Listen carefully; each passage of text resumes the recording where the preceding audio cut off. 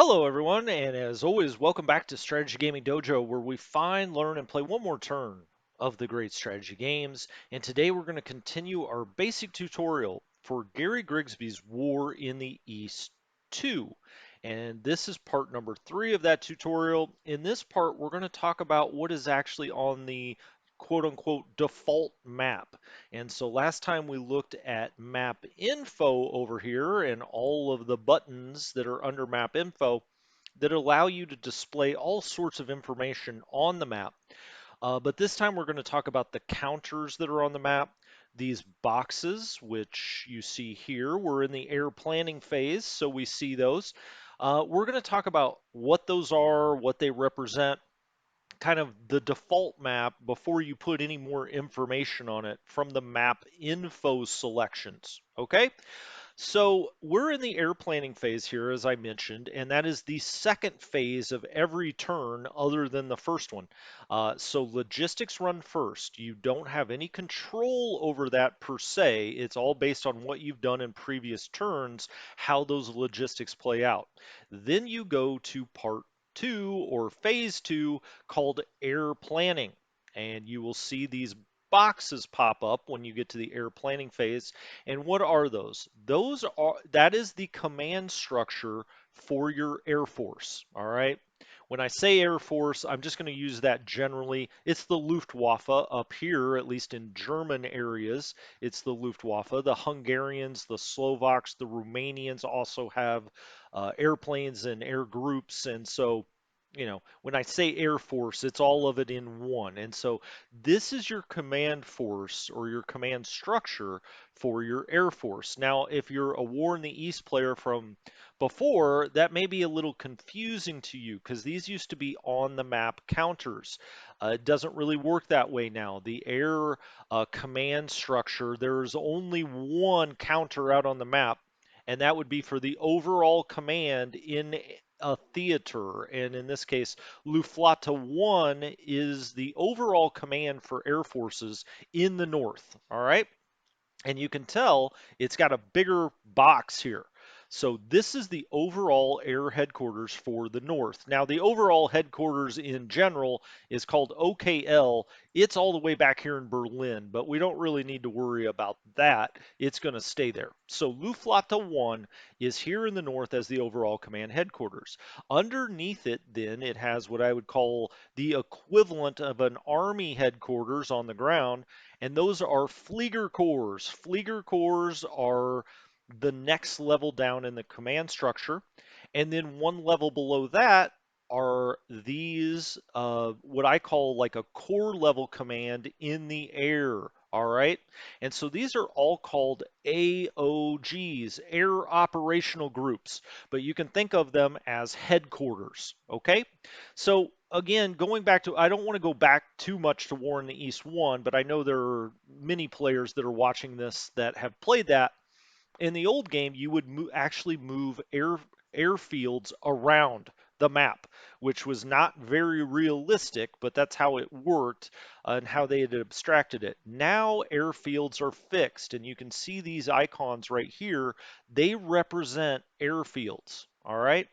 And let's zoom in a little bit so maybe we can see them better. Well, a lot of them are covered up. Let's try to find some that aren't. Okay, so you can see here, this is an airfield and it is fixed. And if we go out here in Soviet territory, you can see them as well. They are airfields. You cannot move them.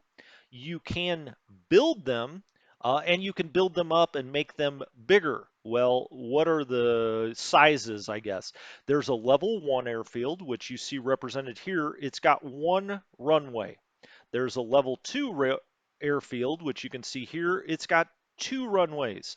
And if we go all the way back to Berlin, if I can find Berlin, where is Berlin? There it is. You can actually see, if I take victory points off here, a level 3 airway. It's got 3 runways. So imagine that. Okay, and what's the difference between those? A level 1 airfield can handle 100 engines. And so if they are a single engine aircraft, 100 of them could be stationed here.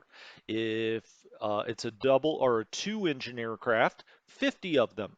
And of course, a four-engine aircraft like a big bomber, it could do 25 or have 25 of them at this airfield. Though that's what they're set up to handle.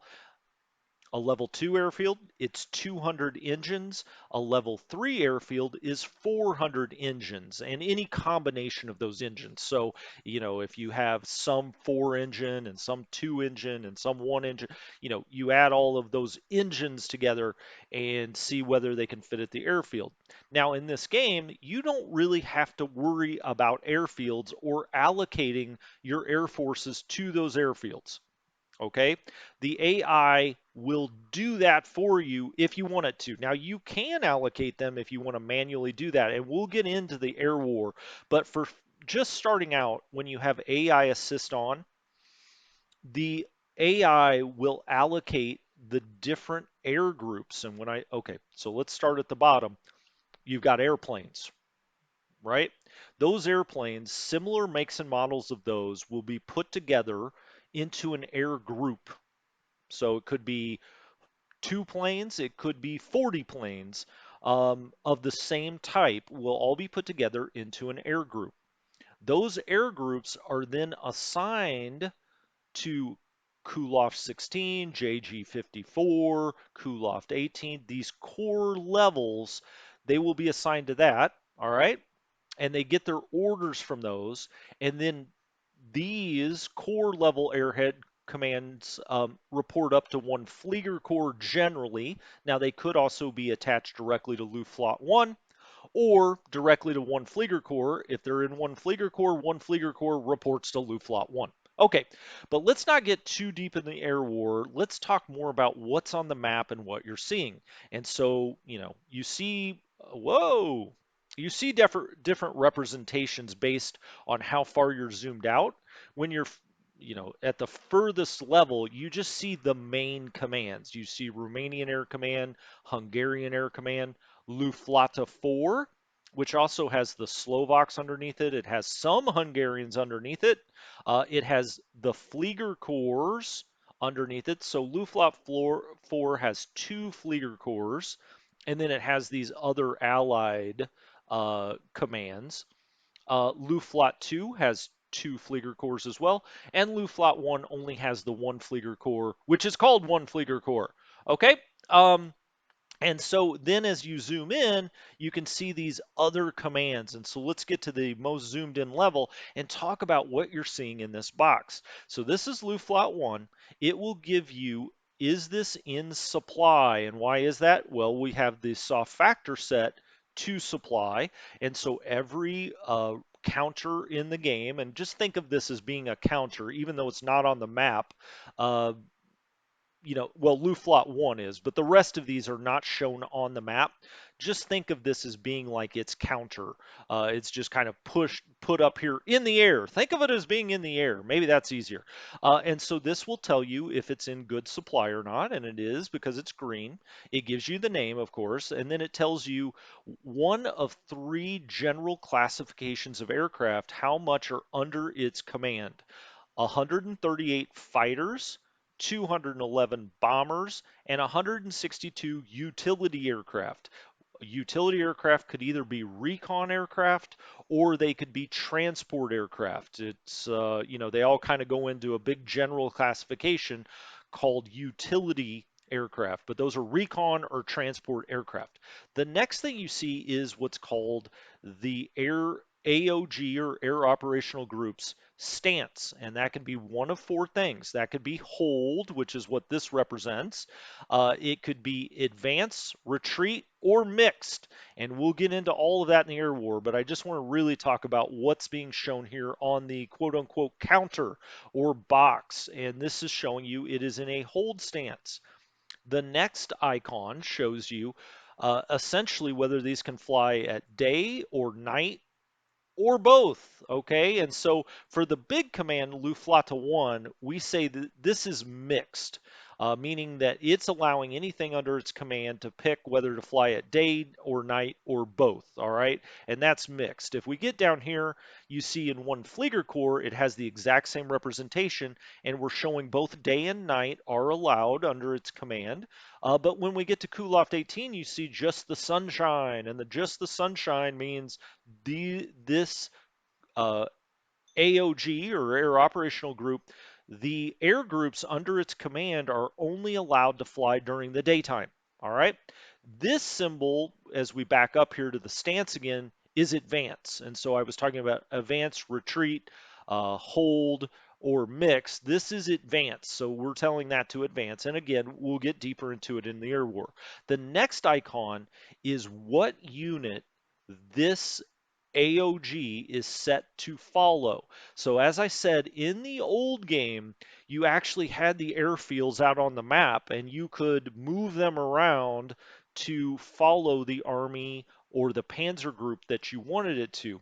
In this game, you give the AI the order of what it should follow. And so Luftflotte 1, this is purple, it matches very closely to 18th Army, and that is because it will be following 18th Army. That's the order it has. One Flieger Corps here has this kind of more neon pink, and I understand that they can be a little confusing. You can see here, this is light pink, and so that's 16th Army. This is neon pink, so that is 4th Panzer Group.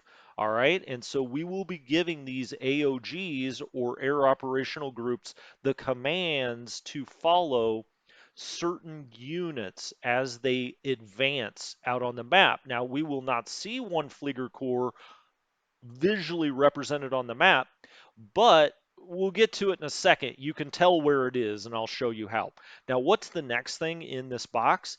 This is how many of its aircraft under its command are actually ready to fly missions. And so you can see here in one Flieger Corps, that is 80%, and it's showing green. Down here at Kuloft 18, it's 65%, so it's a little more yellow. Down here in Transport Ground Nord or Transport Group, or this is probably Group actually, Transport Group Nord or North, it's only 16%. A lot of missions got flown out of this, and maybe, or they're just not ready. In this case, it's turn one, so they're just not ready to fly. And so only 16% of the aircraft under its command are actually ready for missions this turn. And that's what that represents. Now let's click on one of these. Well, first of all, I want to show you if you're in the air planning phase, and that's why all of these are up here, they will not be up here during the ground phase. But if you're in the air planning phase and you just want to see what's underneath, maybe you want to look at your ground forces to determine your air orders, you can always click right up here and it will take those boxes off and you can see what's underneath here, okay? Now I do want to show you while you're here, this is Luftflotte 1. These are the only air counters in the game. They're the high commands of the air, and they will move along the map so you can kind of tell where all of its command is sort of centrally located. This will move to the center of mass of all of the airplanes under its command. Okay, and so we will get down and look at this counter in just a second.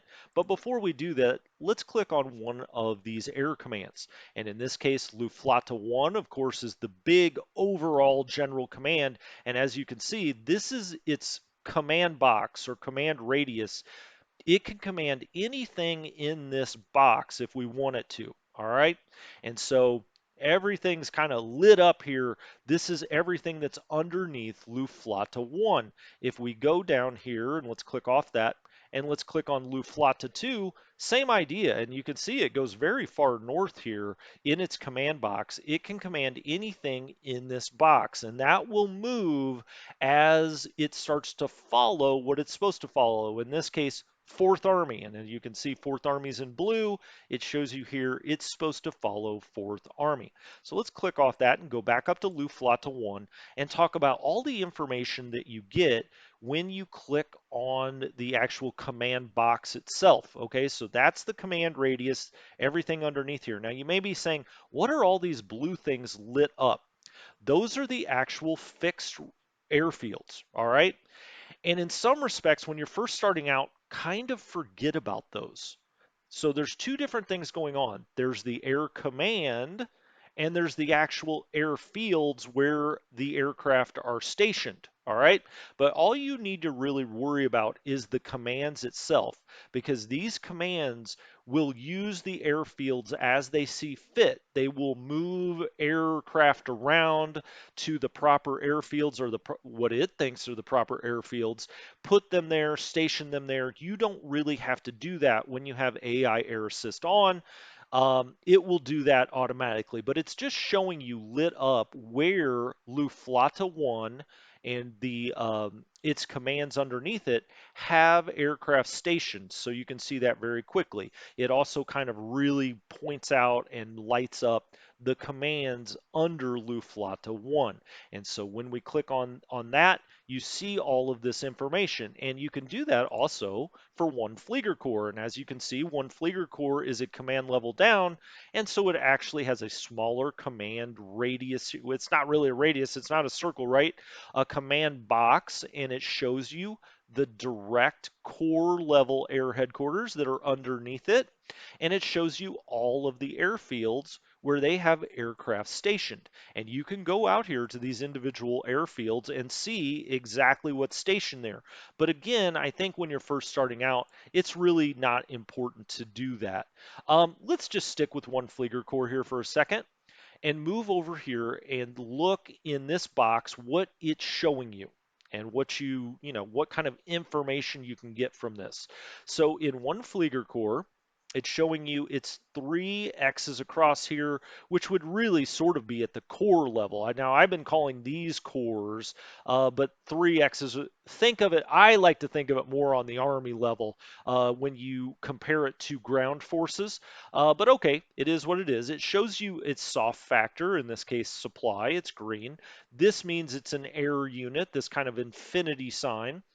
This tells you how many aircraft are available to run missions and how many aircraft it actually commands overall. So 331 out of 400, and that roughly corresponds to 80%, right?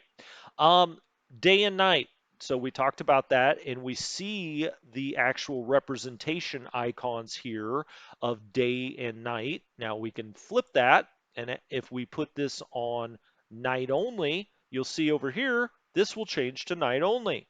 But let's put it back on day and night. Normal, what is this? This is a pilot replacement. Completely forget about this when you first start playing the game and let the AI handle that. All right. Ring circles, if you want to see how far out, and let's back up, how far out that all of the different air groups underneath Flieger Core 1 could fly. I don't really find this that helpful. It's super helpful in War in the Pacific, but there you're actually commanding the individual squadrons. And so it's important for here. It may be important for like recon aircraft. So these are obviously recon aircraft. They have the largest, or I say the largest, the biggest range in the game. And so those are some of the recon aircraft underneath it. But again, I don't find it super helpful. Asset priority. What does this mean? And again, we'll drill in depth on this. This really, you're telling the AI how much you want to prioritize one Flieger Core for getting as many aircraft underneath it and in its command as possible. So it runs from 0, none, to 4, very high. And so this is telling the game you want as many aircraft put into one Flieger Core. You want to have it prioritized for getting aircraft even from other places on the map. So maybe Luftflotte 2 will send aircraft up here if its priority level is lower. And so that's asset priority. Supply priority, okay, this is compared against every other unit in the game. And so even ground units, you're setting how prioritized you want the supply to be for this group or Flieger Corps. Now, you say, well, we can't change that, right? And that is true. You can do that. Whoa, we can do that at the Luftflotte level. And so everything underneath the Luftflotte will be prioritized to whatever you set the Luftflotte to. Likewise, if we get all the way down to the Kuloft level down here, so Kuloft North, which is that kind of core level command, if we get down there, we can't set asset priority or supply priority, all right? So supply priority is set at the Luftflotte level, asset priority is set at the Fliegerkorps level or Luftflotte level, all right? Below that, follow headquarters. And remember, so Kuloff or Luftflotte 1, we said is following 18th Army. Where do we set that? We set that right here. Now that can be set for Luftflottes. That can be set for Fliegerkorps. And so if we look at one Fliegerkorps, it's following 4th Panzer Group. That can also be set down at this corps level. And you can have it follow or have these follow. Let's find one where you can actually set it. Hopefully I didn't tell you something that was wrong there. Um, I guess maybe, I'm sorry, maybe that is set at the lowest at the Fliegerkorps level. I thought that you could actually set it a little bit lower than that, but it doesn't look like it. So the follow headquarters is going to be set at the Fliegerkorps level or the Luftflotte level. Okay, and that'll be lit up if you can set it. So this is the follow headquarters that you let it know, and then it shows it visually here. Naval Ops, we're going to leave that for the air part of the tutorial. Underneath here, what do you see? So let's get down to one Fliegerkorps. It's a little more manageable. One Fliegerkorps has the following commands directly underneath it. JG54, and that is here. All right. KG1, KG1 is here. KG76 there, and KG77 that's there. That's the commands underneath it in the command structure. Further then, it shows you JG54, and let's click on that, has the following air groups. All of these air groups are attached to or being commanded by JG54. All right, and then up here you can say JG54 is underneath one Fliegerkorps, right? So this shows you all of the air groups underneath JG54, and those are spread across these 4 different airfields. So Ebenrode, Rautenberg, Blumenfeld, and Neusiedl. Those 4 airfields contain the air groups that are underneath JG54. And that's why I said don't really get confused by the airfields. They light up here, these 4 that we see here, and you can go to them and see what aircraft are here. So at Ebenrode, we see it's the exact same 2 that are over here. But don't get confused by it because the game will automatically put them on the airfields that it thinks are best for the command. So the command box for JG54 is here. You know, it's put it pretty much, it didn't put it on this airfield. It put it pretty much on the airfields that were available within its command. Okay? Um, Over here, you see advance. So there are, and we had talked about this a little bit, there are 4 different stances that these can be in. And if we go back to the Fliegerkorps itself, the Fliegerkorps is on hold. You can actually put these lower level ones, though, on a different stance. And so KG76 is not a good example. Let's go back to, I think it was maybe JG54. Yes, it is. It's on advance, meaning it's going to follow 4th Panzer Group out here immediately. If it's on hold, it's going to sit here. If it's on advance, it's going to go out. If it's retreat, it's going to move backwards. Now, you don't see the counter for JG54 on the map, but you will see this command box when the air planning comes back up next time. You will see it has moved either forward, back, or just stayed. Maybe it does stay static or just barely moved a little forward. But that will be done as part of the AI assist if you've given it an order to follow something and it's on advance rather than hold. It will move out with 4th Panzer Group. Okay? And so that's really the air boxes, what you're seeing represented on the map. I will say here for the individual airfields, and again, don't really worry about this right now until you get more advanced.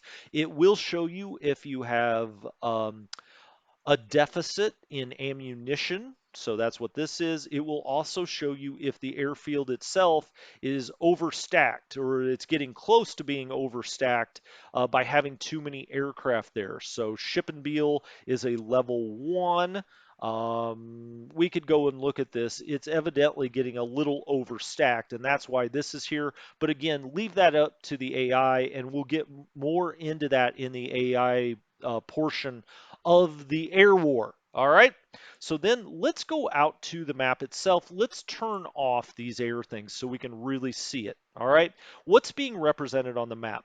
You have rail lines. Okay. This is double rail. This is single rail. That's that's being represented. If we turn on the roads, you can see roads stretching on the map. Now, this does not mean that your Panzer unit will just, follow this road. What it's really trying to do is show you where there may be better roads or at least easier movement, less movement points if you move where there are roads, because the average road quality in that hex will be better. Okay? Um, let's just click off of Luftflat 1. Can I get down here? I want to really go look at these. We'll do that in a minute, or maybe we'll flip over to a game that I've already started and we'll look at that. But let's keep looking at the map for now. Obviously, you have sea hexes. It will show you here that it's raining out here in the Baltic, so you can see that. It's even started to rain up in these hexes, and you can just barely make that out, but you can see it here for the weather on the map. You've got rivers that run through here. When you traverse rivers, it costs more movement points, of course. It also gives you penalties when you attack across a river. This is a more minor river. This is a major river, and there will be different points for both. All right. These dots out here are towns, and towns will, have different sizes and whatnot. Towns are not quite as important. They're just shown as these dots so you can kind of orient, this is a town. It will give you the name of the town here. And you can see it there. The airfields, we've already talked about that. You can see the airfields here. Um, More urban areas you can see, and let's take the unit hexes completely off here. A more urban hex like Riga, you can tell that this is a more substantial than a town. And if we go to the pop-up just by hovering over this, you can see it says Riga 15. That's the size based in hundreds of thousands. And then it says urban. All right, and urban is kind of one size up from a town. This also gives you penalties when it comes to motorized units trying to attack an urban area. All right, and so infantry does better in urban areas, motorized does worse. Motorized does better in a clear hex like this. And so let's start there as far as talking about the hexes themselves. This is a clear hex. And if we look at it, it says clear and it gives the location on the map, X and Y axis. It's Soviet in the Soviet Union, it's in Latvia. It's got poor roads, and I was just talking about these roads, but let's go up to a hex that maybe has some roads shown across it. Again, this is a clear hex. Its location, Soviet Union, Latvia, all the same. This is average roads. And we probably could have just told that visually because this has, the road representation moving through it. Now, I'm not saying that's 100% every time. If it's got a road through it, it's going to at least be average, but 99% of the time that's true. And that's why the road is represented on the map. And so average roads are going to allow things to move through it for fewer movement points. If something is poor roads, it costs more. Pretty simple, right?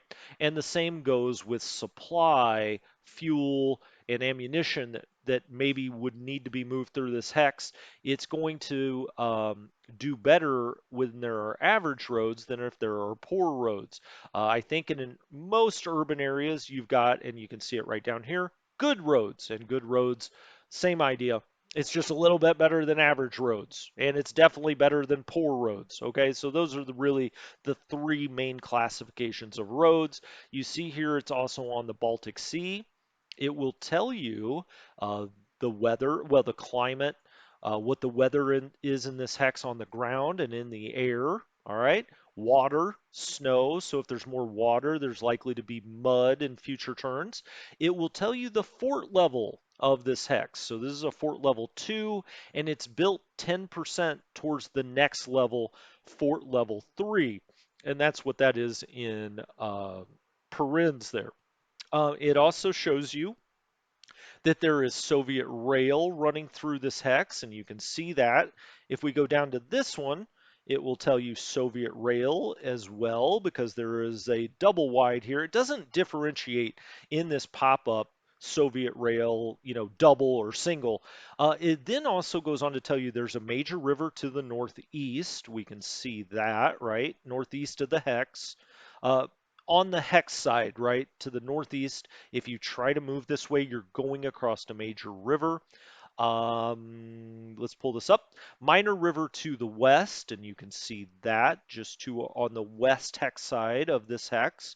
And then it also has rail leaving the hex to the southeast, west, and northeast. All right, and so it gives you all of that information.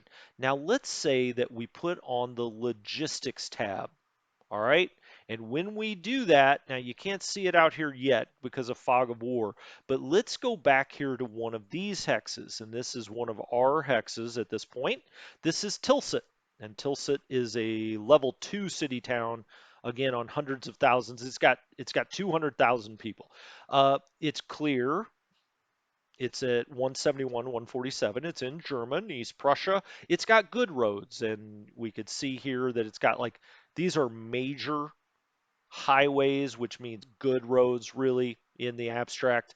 This is, minor roads, but there are a lot of them, so it could still be good roads. Nope, it's average roads here. But let's go back to Tilsit because this is really what I want to talk about. It's got a depot here. And when we get into logistics, we'll talk a lot more about depots. But the depot is a rail yard, level 1. It's got 2,000 trucks here, 5,000 in freight. Logistics freight. Okay, we'll get into all that. Received, stored, sent out, lost, the ultimate capacity of this depot. This all matters for your supply. And so this is very useful information to have. And really, the only way to get it is to hover over the hex when you're in logistics mode. And so just keep that in mind when you're worried about supply and you want to see if there's a. Now, if we click on this, and we go up here to the city view, or to the city box as they call it, they will tell us the name of the town, whether there is an airfield here, and whether there is a depot here. But if you look at the depot, the only thing you can do is set the priority. You really have to go down here and hover over it to see all of the statistics of the depot. And so up here in the city box, while we're talking about representation, you can set the priority of the depot, which we'll get into. You can view the airbase details that's here. So if there is an airbase here, you can say, okay, what are the elements of that airbase? What's assigned to that airbase? All of these supply needs of the airbase. Again, all part of the air war. You can do that from here. Now, I'm guessing at some point they will patch this that you can click on the depot and get all of the information about the depot, but that's not how it is now. Right now, you have to hover over it. This gives you the name of the town. You can click on that. You can learn everything you want to about the town. It has a rail yard and manpower production, which we'll get into, supply and fuel and oil resources. The depot level, the priority level of the depot, we could change here if we wanted to, 0 to 4. We could disband the depot. We could assign anti-aircraft or construction units to it. And then it shows you here that there is an airbase. All right. So that is all the information that you can get up here in the city box. But let's hover over this again. I guess we turn that to 0. We don't want to do that. But that's okay. We're not going to be playing this. Climate, humid. We went through the climate. Then it tells you Axis rail usage, which could be very important if this rail is being used for all sorts of different things. Again, that's logistics. It tells you that same information, major river, northwest, northeast, minor river, rail, so on and so forth. It gives you the air base, the size of it, how much is being used, how much damage and how much the Soviets have a detection level on it, and also the different air groups that are assigned to that airbase. All right. And so you can see all of that here. Now, off rail MP, again, we'll get to that. That's all logistics, but this is what you can see. So let's get off of the logistics tab and look back out here and just look at the basic topography here. What's being represented? These are clear hexes. All right. This is swamp. And when we look here, you can say swamp right at the start. It says it the very first word. It's a swamp. Of course, more movement costs to go across it, harder to attack into it, easier to defend out of it. That's a swamp. And I'll let you look at the real rule book for the exact point breakdowns. But the general idea is it's harder to move anything and everything across a swamp than it is a clear hex. Obviously, just common sense there, right? Then here where you have kind of spread out trees, that's a what's called light woods. Light woods does have some penalties, especially for armor or motorized units into them. Um, it's a little easier to defend out of light woods, as you might imagine. Where you have all of these trees, that's heavy woods, and heavy woods really has substantial penalties for armor and motorized units. It has, some real advantages for infantry troops. Again, common sense. If you have heavy woods, what would be best fighting in there? Well, it would be infantry troops, and that's how the game works as well. So you have clear, swamp, light woods, heavy woods. Then you have the urban areas that you can see, and those are really the main ones. You have rough. The last one is rough, and that really represents mountainous or hilly terrain. It's terrible for armor and motorized. It's much better for infantry. You also have specialized mountain units, especially in the south, you have those, and they are much better in the rough terrain. And so try to make sure your panzers don't get in here, right? And so you can see that rough, and it costs more movement points to go across them, substantially more movement points to get across them because this is representing hills or mountains. All right, so that's rough. And those are the main terrain types. You can also see on the map ports, and we'll get to ports when it comes to the logistics phase, but that's what that is here. And you can see up here in the city box, you can see the port up here. If we click on the city itself, it doesn't give us a whole lot about the port. You would have to do that from the logistics screen and come down here and it will tell you more about the port. But we'll get into ports as we go along. They can either be import ports or export ports. That's what makes a difference for those. All right.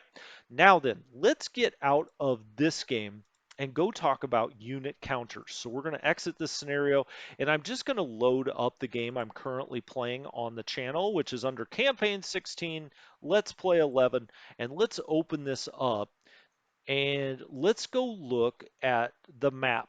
And this will really show you how this kind of works. We're moving our armies. Now, this is 6th Army down here in the south, all right? And you can see that 6th Army has started to move out, and as that happened, these are hexes under Axis control, under our control. These hexes are still under Soviet control. You can see the air bases out here. Now, these are still Soviet air bases.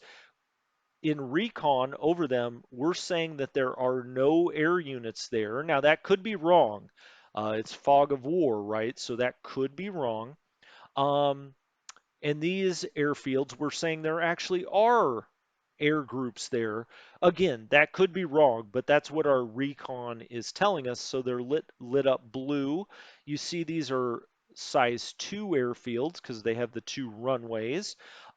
So as we move through this, we start to take control of these hexes, and that's very important for movement purposes, for combat purposes, and also for supply purposes. You have to be in control of a hex to use the railway, so keep that in mind. But let's drill down here into an individual infantry division.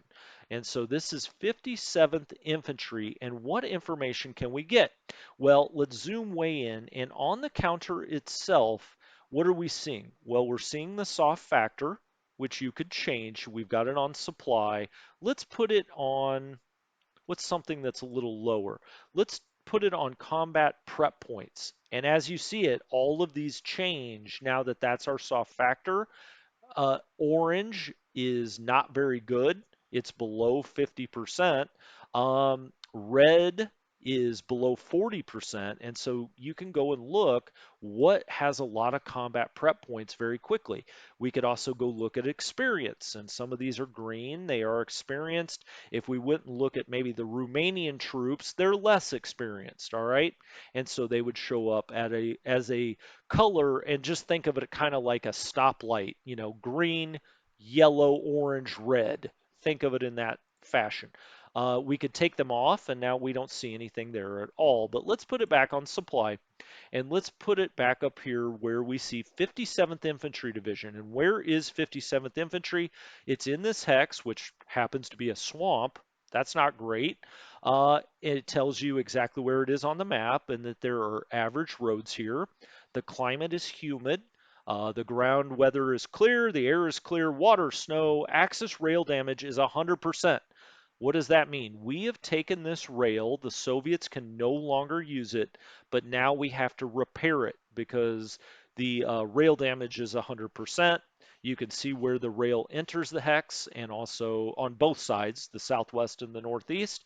And we can see the 57th Infantry Division is here. We already knew that, right? We can see the counter, but you can also see that in the hex pop-up. So it will tell you 57th Infantry Division. Then what are those other numbers? Well, in the parens there, it says that the infantry division has a current combat value of 17.4 on the attack and 59.7 on the defense. So, as most infantry units, you are much better on the defense, and you see that here. Now, again, that's a rough estimate, it's not exact. That also shows us that we're at 96% of our fighting capability. All right, and so that's kind of just a rough estimate of, what's its max, which is 100%. We're down to 96% because we have taken some losses, and we'll get into that in a second. It also shows us how many movement points we have left. Now, if we go to a hex that has a double stack, so 2 counters that are here, it shows both of them. And you can see down there, the 259th, it gives the same stats we just talked about, but there's also and we'll just click on this really fast, there's also a headquarters here, and so it's showing us the stats on that headquarters, the 4th Corps. It's got 5 combat units attached to it, 1 support unit attached to it. We'll get into all that, but for now, it's just the visual representation, and it's got 44 movement points. All right.